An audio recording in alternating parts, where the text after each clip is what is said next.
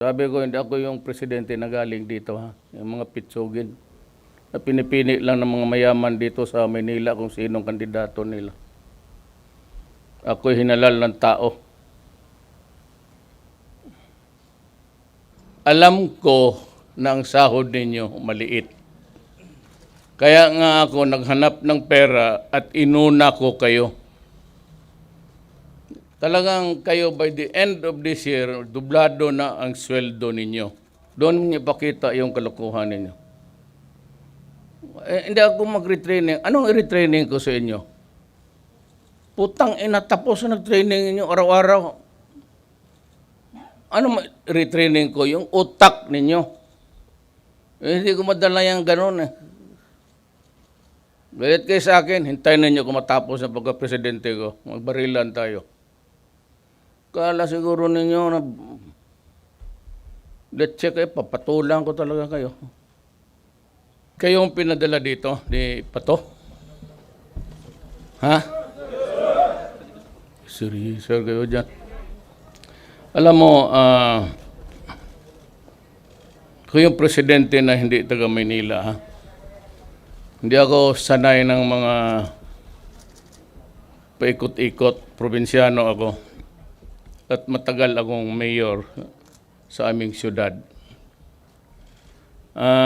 Kilala ko kayo. Laking pulis ako. Ayaw ko na lang magyabang kung bakit. Pero laking pulis ako. Tatay ko noon gobernador. Ako na mayor at tagal. Alam ko kayo diretso-diretso.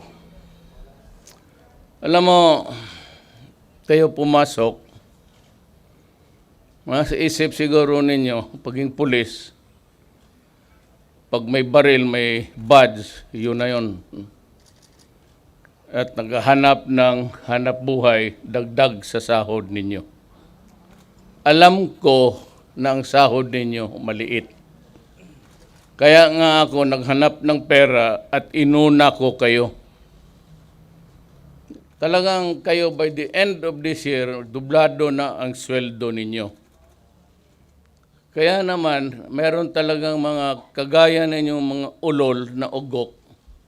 Putang ina, hindi kayo na gusto niyo mas habang pulis kayo, mas marami. Yan ang problema ninyo. Yung iba nagbababae, may asawa. Yung iba naman mag-ambisyon, gusto ng kotse, gusto ng magandang buhay. Ba't kayo pumili na pagkapulis? Alam naman niyo talagang mahirap. Mahirap talaga ang pulis. Entry fee niyo lang.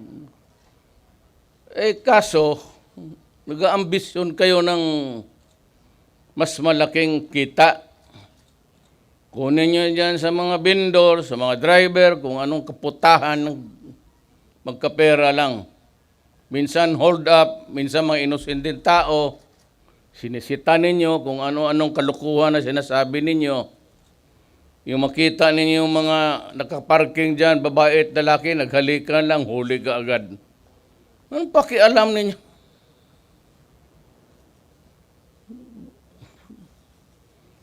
Maghanap kayo ng mali para magka-pera.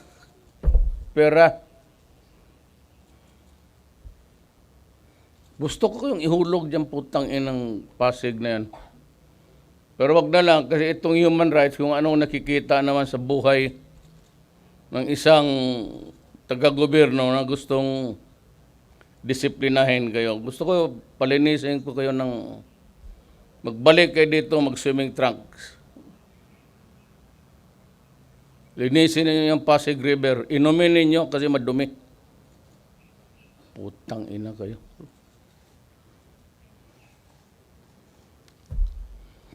Yang bata pa naman kayo lahat. Kailangan ko ng pulis sa South. Kulang ang pulis sa Basilan kasi maya't maya pinagpaputok-putok yung mga istasyon doon, ubos. Kayo, lahat, ngayon nandito. Kasali kayo sa task force sa South. Padala ko kayo sa Basilan tumira kayo doon ng mga 2 taon. Kung lumusot kayo buhay, balik kayo dito. Kung doon kayo mamatay, sabihin ko sa pulis, wag na magasto na para dalhin pa kayo dito, doon na kayo ilibing. Wala naman kayong mga... Doon niyo ipakita yung kalokohan ninyo. Hindi ako mag-retraining. Anong i-retraining ko sa inyo? Putang ina, tapos na nag-training ninyo araw-araw. Ano retraining ko? Yung utak ninyo. Hindi ko madala yung ganun eh. Galit kayo sa akin, hintayin ninyo kung matapos na pagka-presidente ko. Magbarilan tayo. Kala siguro ninyo na let's check eh, papatulang ko talaga kayo.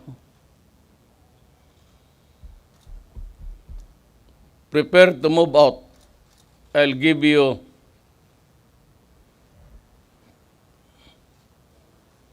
2 weeks from now, 15 days. Ano na kayo, start to move out. If you do not want to go there, go to your superior officer and tell them that you are going to resign. Otherwise, ayaw ninyo, hanapan ko kayo ng mali. Kayo nandito, mga gago kayo eh. So meron talaga ako masilip. Either I will dismiss you. Alam mo, kailangan ng Pilipinas, isang squad ng Army, Navy, pati Air Force, Police, to keep track of you. Kasi karamihan ng mga police, yung na-dismiss, yon ang mga sindikato kasi may alam kayo. Kayo ang pinakadelikadong kriminal pag naalis sa pulis. Alam ninyong pasikot-sikot eh. Alam ninyo kung putang ina, papatayin ko talaga kayo harap ng Pilipinas. Kayo ang magdroga-droga, anak ng pasensya na lang. Hindi ako magdalawang isip.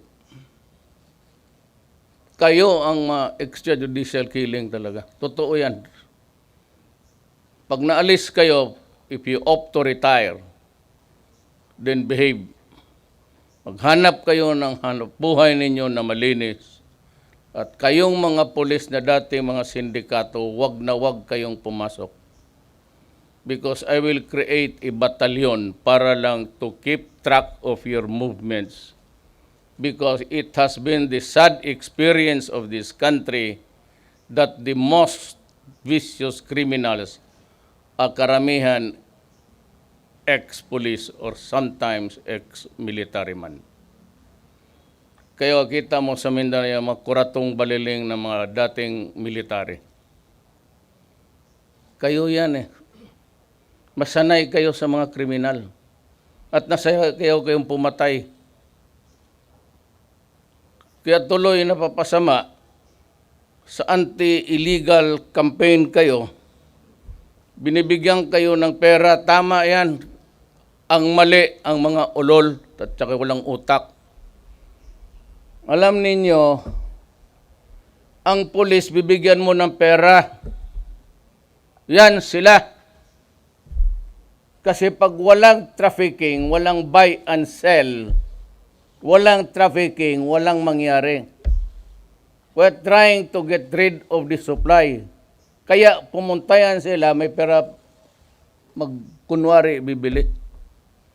Nangyari itong mga gagon to, hindi binigay yung pera, pinatay yung mga puser, kinuha yung shabu, ipinagbili, tapos pati yung pera, binulsa.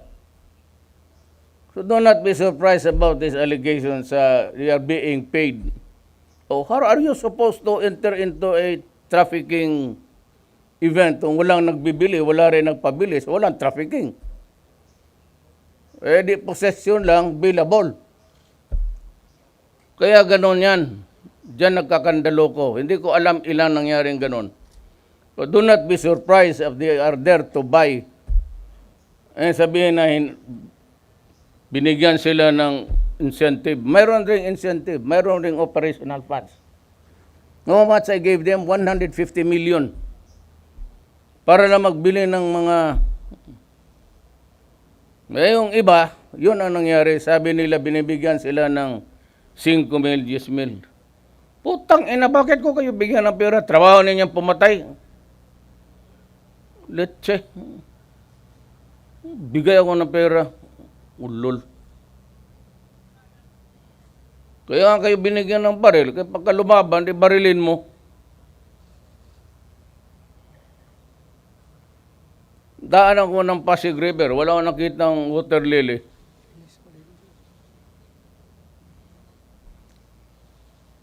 So, prepare to move out. Doon, makita mo yung kagaguhan mo doon. Kwentro mo doon, Abu Sayyaf, pati mga tausog. Mga doon kayo.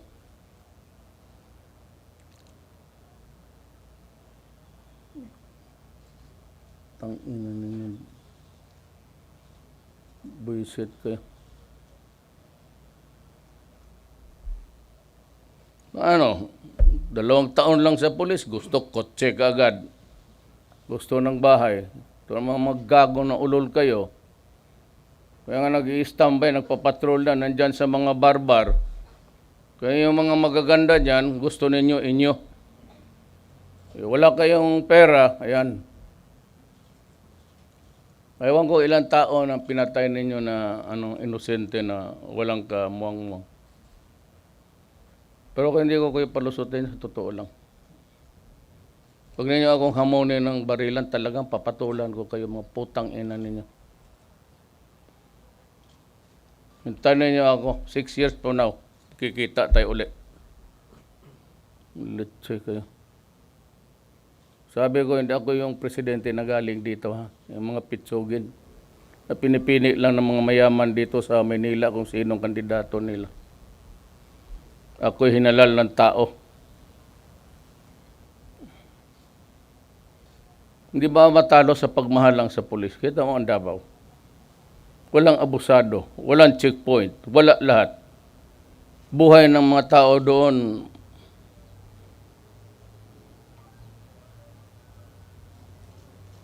may bakit nabubuhay yung mga pulis doon? Simple lang ang buhay nila. Kayo,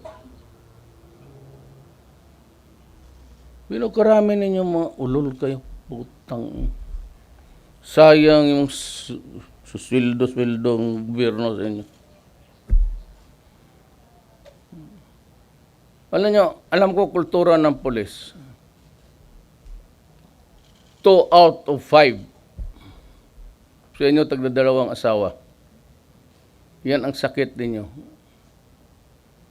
Kasi nga, pagka naka-uniforme, may baril, may badge, kala mo sino na ang mga ulon. Tangina. Nabibika na rin yung sarili ninyo.